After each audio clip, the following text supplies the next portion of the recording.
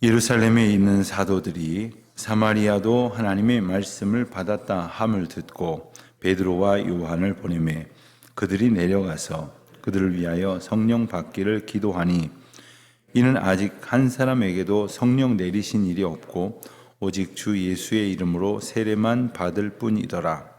이에 두 사도가 그들에게 안수함에 성령을 받는지라.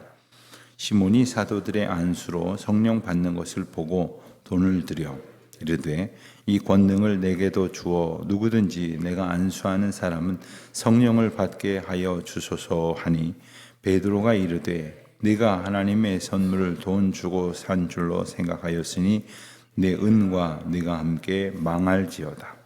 하나님 앞에서 네 마음이 바르지 못하니 이 도에는 내가 관계도 없고 분깃될 것도 없느니라. 그러므로 너의 이 악함을 회개하고 주께 기도하라. 혹 마음에 품은 것을 사하여 주시리라. 내가 보니 너는 악독이 가득하며 불의에 매인 바 되었도다. 시몬이 대답하여 이르되 나를 위하여 주께 기도하여 말한 것이 하나도 내게 임하지 않게 하소서 하니라. 두 사도가 주의 말씀을 증언하여 말한 후 예루살렘으로 돌아갈새 사마리아인의 여러 마을에서 복음을 전하니라. 아멘.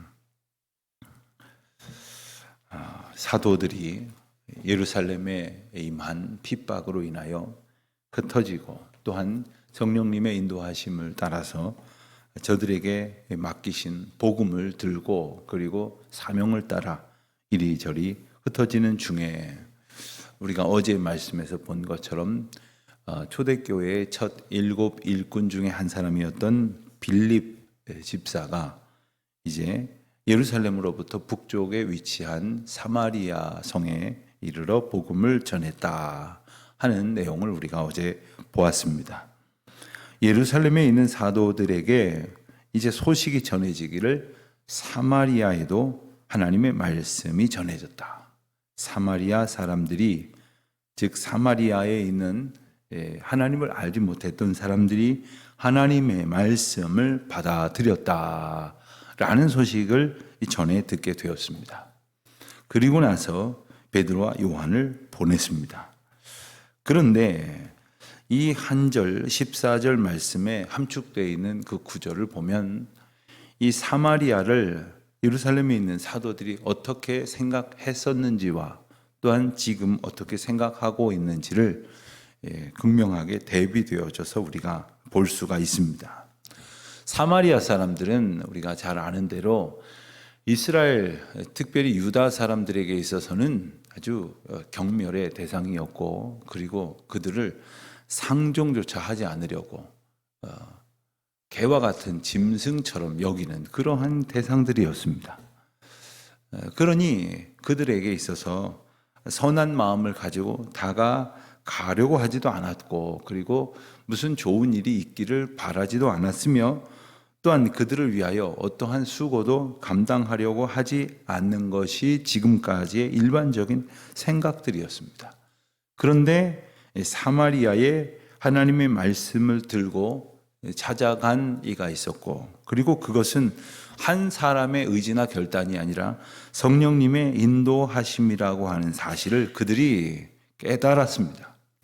그랬기 때문에 베드로와 요한을 보내는 결정을 할 수가 있었습니다. 사실 사도들도 사마리아를 불편한 마음으로 여기기는 마찬가지였습니다.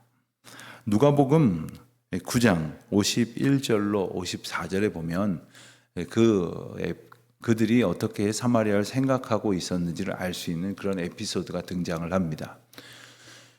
예수께서 승천하실 기약이 차감해 예루살렘을 향하여 올라가기로 굳게 결심하시고 사자들을 앞서 보내심에 그들이 가서 예수를 위하여 준비하려고 사마리아인의 한 마을에 들어갔더니 예수께서 예루살렘을 향하여 가시기 때문에 그들이 받아들이지 아니하는지라.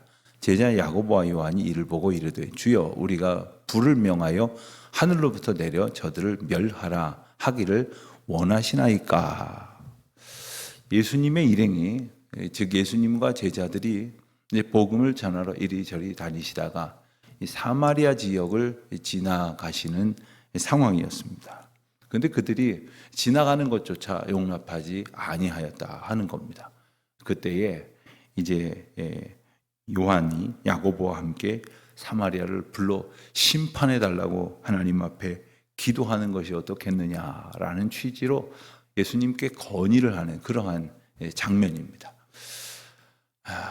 예수님께서 그 사마리아를 향해 가지셨던 마음은 어땠을까요? 우리가 뭐 달리 고민할 것도 없이 그를 불쌍히 여기시고 그들을 하나님의 때에 구원하시기로 작정하셨을 예수님의 마음을 우리는 짐작을 합니다만은 제자들은 그렇게 생각을 하지 못했습니다. 왜 그러냐면 지금껏 많은 사람들이 가지고 있었던 사마리아에 대한 생각, 이 고정관념, 그 편견 때문이었습니다.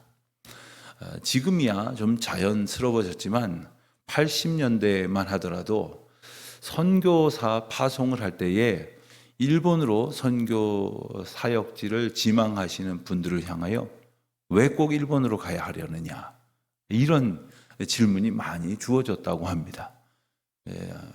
지금도 물론 그 우리나라와 일본에는 특별한 그러한 감정이 남아 있습니다만은 당시에도 더욱 심하여서 많고 많은 나라 다 두고 왜 굳이 일본으로 가려느냐, 뭐 이런 이야기들을 믿는 분들이 또 선교의 결정을 하는 그 위치에 있는 분들도 덜어하시곤 했다고 합니다.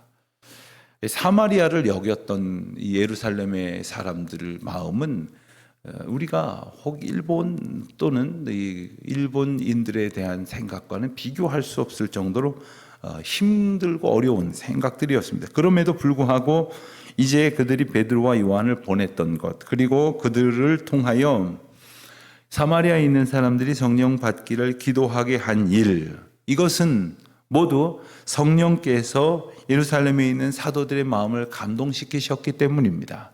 그리고 그들이 이제 16절에서 보는 것처럼 그들이 예수 그리스도의 이름으로 세례를 받았지만 아직까지 성령의 구체적인 역사가 일어나지 않았던 까닭에 예루살렘에서 보았던 하나님께서 예루살렘에 허락하신 그 성령의 뜨거운 역사가 사마리아에도 임하기를 바라는 마음으로 두 사도를 보냈고, 그들이 가서 이 사마리아 사람들에게 안수하며 기도하였을 때에 성령을 받는, 즉 성령이 임하였다는 것이 구체적으로 사람들에게 인지되어질 만한 여러 가지 사건이 일어났다는 내용이 오늘 본문의 골자입니다. 그런데 그 사마리아에 있었던 그 시몬이라고 하는 마술사, 우리가 어제 그제 말씀 가운데서 본 이 마술사 시몬이 18절에 보면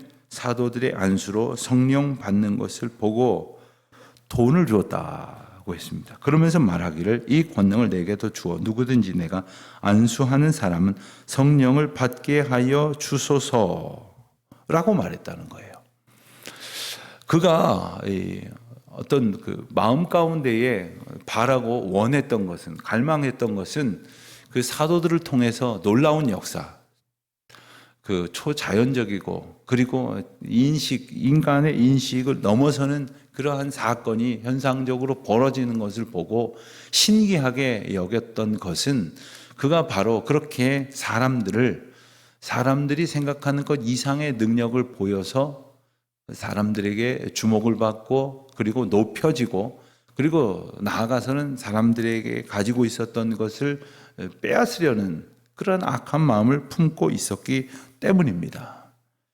그런 마음으로 돈을 주어서 이 권능, 이 능력을 내게도 갖게 해달라고 이렇게 요청을 하고 있는 것이죠.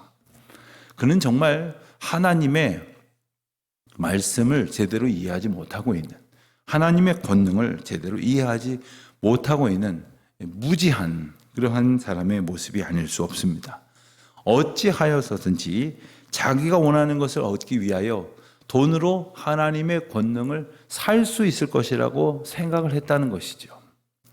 때로 우리가 하나님의 은혜를 사모하면서 하나님의 권능을 의지하면서 그것이 무엇 때문이었는지를 생각하지 못하고 그 자신에게 그 갖고자 원하는 마음이 어디로부터 왔는지를 생각하지 않으면 이 마술사 시몬이 저지르는 그러한 잘못을 똑같이 저지르게 될 수도 있다는 것을 우리는 반드시 기억을 해야 합니다.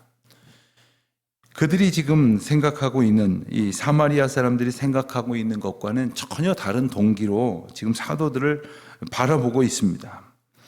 20절에 보면 베드로가 말하기를 네가 하나님의 선물을 돈 주고 살 줄로 생각하였으니 내 은과 내가 함께 망할지어다. 그가 가지고 있는 생각이 잘못됐다고 하는 것을 분명히 지적을 하고서 망할 것이라고 엄중히 선포를 합니다. 또한 21절에 보는 대로 하나님 앞에서 내 마음이 바르지 못하니 이 도에는 내가 관계도 없고 분깃될 것도 없느니라. 여러분, 우리는 이 성경에 나와 있는 이런 여러 가지 사건과 또 하나님께서 구체적으로 선한 길로 인도하시거나 혹은 그 악함을 책망하시는 사건들을 보면서 우리 자신의 모습을 반드시 반추해야 합니다. 우리가 이 마술사 시몬과는 전혀 비교할 수 없을 것 같은 신앙적 고결함을 가졌을 것이라고 그렇게 생각하실 분들이 많겠지만, 가만히 우리가 보면 하나님 앞에 은혜를 구하고 또 은혜를 구하는 마음으로 하나님께서 주시는 복을 사모하는 동기로 헌신을 하기도 하고 하나님 앞에 헌금을 하기도 하고 또한 우리의 정성을 보인다고 여러 가지 수고를 합니다마는 그 동기 심연에는 하나님께서 내게 주신 은혜에 따른 감사의 고백으로 하나님 앞에 시간과 물질과 나의 삶을 드리는 것이 아니라 내가 이것을 드리면 하나님께서 뭔가를 더 해주시겠지라는 생각을 갖고 있다면 우리는 이 본문에 나오는 마술사 시몬과 과연 무엇이 얼마나 다르겠습니까? 또 하나님 앞에 내가 이토록 수고했는데, 이와 같이 헌신했는데, 다른 사람보다 더 열심으로 하나님 앞에 나아갔는데, 헌금도 하고 그렇게 애썼는데 하나님 어떻게 나에게 이렇게 하실 수가 있는가라는 생각을 단 한 조각만큼이라도 한다면 그것은 돈으로 하나님의 권능을 사려고 했었던 시몬의 생각과 또한 무엇이 다르겠습니까? 우리가 하나님 앞에 정말 성실과 인내로 주님의 뜻을 겸손히 이루어 가기를 기도하는 마음으로 따르는 것은 오직 우리가 주의 은혜가 아니고서는 살아갈 수 없는 죄인이라는 것을 깨닫기 때문이어야 하지 않습니까? 그리고 내게 주신 은혜가 무한하고 그리고 크고 놀라우신 은총 가운데 있기 때문에 그것이 감사하여 하나님의 은혜 가운데 살아갈 수 있도록 하신 은총이 그저 고맙고 귀하여, 다만 내가 추구했던 인간적이고 때로는 잘못된 그리고 때로는 왜곡된 그런 삶의 길을 버리고 하나님의 인도하심의 길로 따라 나아가는 것, 그것이 내게 주신 은혜라고 하는 것을 우리는 꼭 기억을 해야 할 것이겠습니다. 22절 말씀을 보니까 그러므로 너의 이 악함을 회개하고 기도하라. 혹 마음에 품은 것을 사하여 주시리라. 내가 보니 너는 악독이 가득하며 불의에 매인 바 되었도다. 하나님의 영에 붙들린 바 된 사도의 눈에 지금 마술사 시몬의 행동은 악하고 그리고 불의에 매여 있다고 엄중히 책망을 하게 하시는 말씀을 선포합니다. 때로는 우리 마음 가운데 곁에 있는 사람들이 모르지만 아무도 알지 못하고 오히려 속고 또 훌륭하고 근사한 그러한 하나님의 사람처럼 비춰질런지 모르지만 성령께서 우리 마음 가운데 우리를 다스리시고 인도하시는 그 은혜 가운데로 순종하며 따라가지 아니하면 언제나 우리는 세상 욕심과 불의에 매인바 되어서 종노릇 할 수밖에 없다는 것이에요. 그러므로 오늘도 우리가 하나님 앞에서 우리의 삶을 점검할 수 있는 길은 성령이여 나를 주장하시고 나의 생각과 마음을 새롭게 하시고 오직 나를 주님의 선한 동기로 인도하여 주십시오. 우리가 말씀을 들어도 또한 그 말씀을 우리 마음 가운데 묵상하고 그 말씀을 전하는 것도 그저 내가 알아가는 것, 내가 똑똑해지고 내가 남들보다 무엇인가에 우월한 위치에서 내가 무엇을 남에게 줄 수 있는 그러한 사람으로서 살아가기를 바라는 마음이 단 한 조각이라도 있다면 하나님을 아는 지식을 가지고 나를 높이려는 생각밖에 되지 않습니다.